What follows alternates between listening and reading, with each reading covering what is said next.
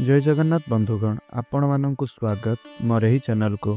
दर्शक बंधु 29 मार्च 2025 अर्थात शनिवार दिन पड़ुअछि चैत्र अमावास्या एवं एही दिन मध्य वर्ष 2025 प्रथम सूर्य पराग लागिबा पई जाउअछि, जहा एक दीर्घतम सूर्य पराग अटे एवं विरल जागतिक दृश्य भावरे महाशून्य रे संगठित हेबा पई जाउअछि। एही सूर्य पराग दीर्घ 500 वर्ष पर पड़ुअछि एवं एहा संपूर्ण सूर्य पराग हेबा कारणरू एहा बहुत ही विरल रहिबो। आउ ग्रह एवं नक्षत्र मानक मध्यरे एक अद्भुत महा परिवर्तन आनिबा पई जाउअछि, काहेकि ना एही 29 मार्च 2025 को शनिदेवंकर मध्य राशि परिवर्तन हेउअछि, शनि चलन हेउअछि एवं एही दिनकु मध्य शनि अमावास्या माना जाउअछि। तेबे एही भिडियोर माध्यम रे आमे आज जानिबा जे सूर्य परागर एवं हांडी छाड़र सठिक समय कौन रही अछि, ग्रास समय एवं शुभ आउ अशुभ एहा सहित राशिफल संपर्क रे गर्भवती महिला माने किपरि सावधान रहिबे, एहा सहित एही सूर्य पराग दिन आपण माने कौन करिवे एवं कौन करिवे नाही।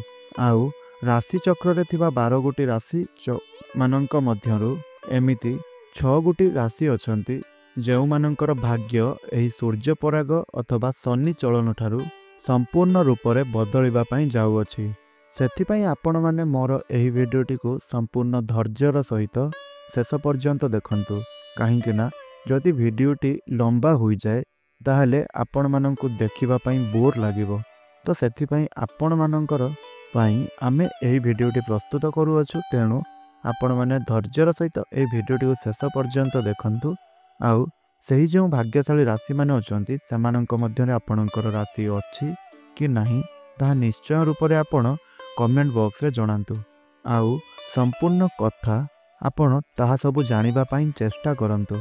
आउ वीडियोटी आरंभ करिबा पूर्वरु आपण माने वीडियोटी को गुटे लाइक करी तळे आसुथुबा कमेंट बॉक्स रे जय शनिदेव जय श्री हनुमान अवश्य रूप से लिखि दियंतु, जहा फल रे प्रभु शनिदेव एवं प्रभु श्री हनुमान आपणकर समस्त इच्छा मनस्कामना गुड़िक निश्चय रूप से पूरण करिवे।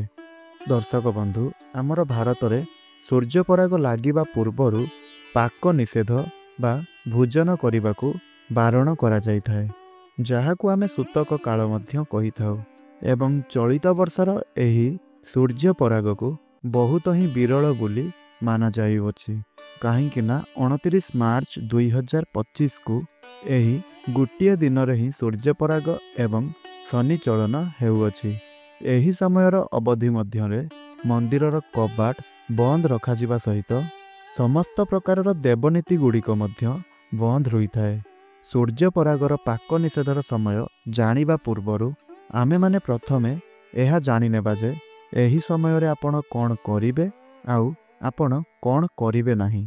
आमर ज्योतिष शास्त्र रे एही समयर सीमा मध्यरे केतेक कार्य गुड़िक करा जिबाकु मध्य बारण करा जाउअछि, काहेकि ना आमकु बहुत गुड़िए असुविधार सम्मुखीन हेबा पई पड़िथाए। आमर ज्योतिष शास्त्र अनुसार एही समय को अशुभ बोली मध्य कहा जाइथाए, कारण एही समय रे सूर्यंक ठारू बाहारुथिबा रश्मि पृथ्वी पृष्ठ उपरे सीधा सड़क भावरे पड़ी पारि नथाए, जेउ कारणरू एही समय मध्यरे नकारात्मक शक्ति माने जाग्रत होई उठिथांती। तेणु आमर ज्योतिष शास्त्र मध्यरे एही समय रे केते गुड़िए कार्य मध्य करिबा पई बारण करा जाइअछि।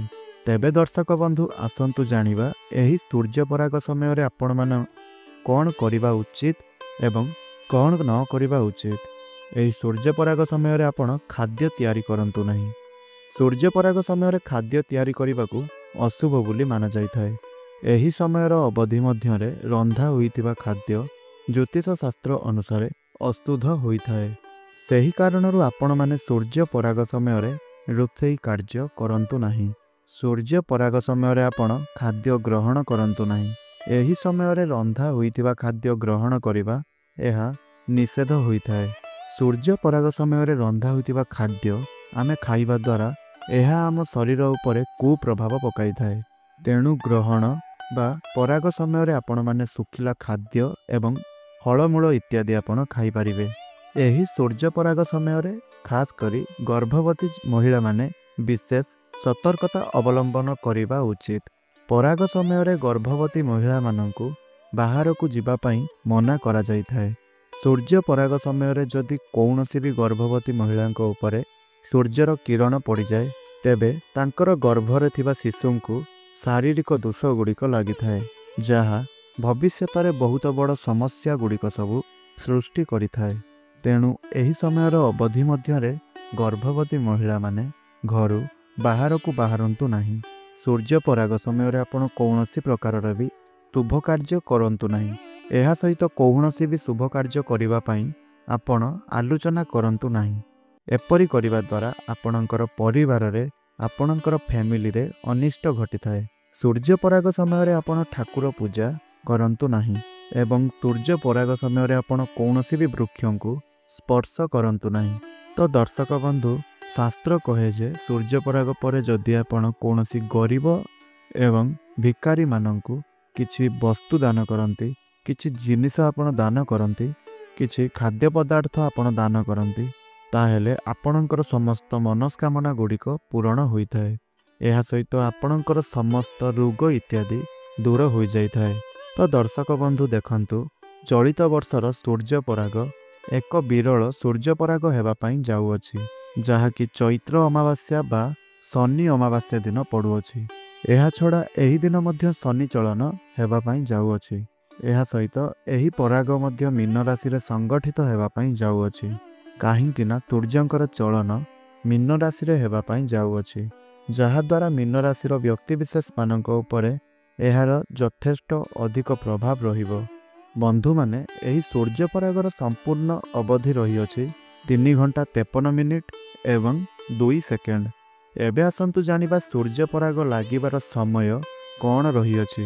ବନ୍ଧୁମାନେ, ସାଧାରଣତଃ ଗ୍ରହଣ ଲାଗିବାର 9 ଘଣ୍ଟା ପୂର୍ବରୁ ଏବଂ ପରାଗ ଲାଗିବାର 12 ଘଣ୍ଟା ପୂର୍ବରୁ ହାଣ୍ଡି ଛାଡ଼ ଅଥବା ପାକ ନିଷେଧ କରାଯାଇଥାଏ। ଏହାଛଡ଼ା ଏହି ସମୟଟିକୁ ମଧ୍ୟ ସୂତକ ସମୟ କୁହାଯାଇଥାଏ। ଯେହେତୁ ଏହି ସୂର୍ଯ୍ୟପରାଗଟି ଲାଗିବା ପାଇଁ ଯାଉଅଛି, ତେଣୁ 12 ଘଣ୍ଟା ପୂର୍ବରୁ ହାଣ୍ଡି ଛାଡ଼ ଅଥବା ପାକ ନିଷେଧ କରାଯିବ।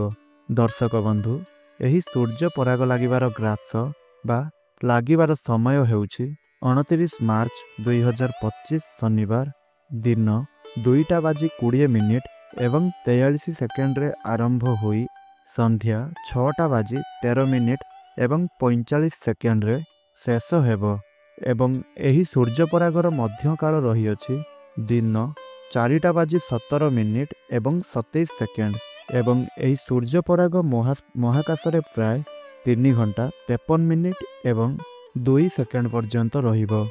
ଆଉ ଏହି ସୂର୍ଯ୍ୟପରାଗ ଆମେରିକା, ଆଫ୍ରିକା, ୟୁରୋପ ଏହିସବୁ ଦେଶମାନଙ୍କରେ ସମ୍ପୂର୍ଣ୍ଣ ଭାବରେ ଦୃଶ୍ୟମାନ ହେବ ଏବଂ ଏହି ପରାଗଟି ଆମର ଭାରତ ଏବଂ ଆମର ଓଡ଼ିଶାରେ ଦୃଶ୍ୟମାନ ହେବ ନାହିଁ।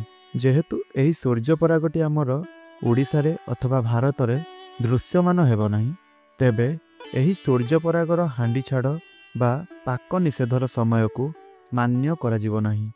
କିନ୍ତୁ ଏହି ସୂର୍ଯ୍ୟପରାଗର ପ୍ରଭାବ ଆମର ପୃଥିବୀ ପୃଷ୍ଠ ଉପରେ ନିଶ୍ଚୟ ରୂପରେ ପଡ଼ିବା ପାଇଁ ଯାଉଅଛି।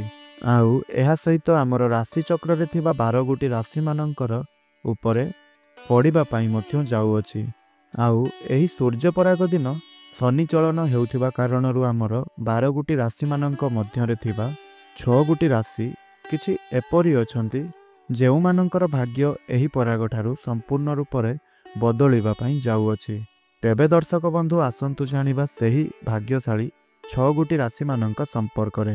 ତ ଦର୍ଶକ ବନ୍ଧୁ, ସେହି ଭାଗ୍ୟଶାଳୀ ରାଶିମାନଙ୍କ ମଧ୍ୟରୁ ସର୍ବପ୍ରଥମ ରାଶିଟି ହେଉଛି ମକର ରାଶି, ଦ୍ୱିତୀୟ ଭାଗ୍ୟଶାଳୀ ରାଶିଟି ହେଉଛି ତୁଳା ରାଶି, ତୃତୀୟ ଭାଗ୍ୟଶାଳୀ ରାଶିଟି ହେଉଛି କନ୍ୟା ରାଶି ଏବଂ ଚତୁର୍ଥ ଭାଗ୍ୟଶାଳୀ ରାଶିଟି ହେଉଛି ମେଷ ରାଶି, ପଞ୍ଚମ ଭାଗ୍ୟଶାଳୀ ରାଶିଟି ହେଉଛି ସିଂହ ରାଶି ଏବଂ ଶେଷ ଭାଗ୍ୟଶାଳୀ ରାଶିଟି ହେଉଛି ବା ଷଷ୍ଠ ଭାଗ୍ୟଶାଳୀ ରାଶିଟି ହେଉଛି କୁମ୍ଭ ରାଶି।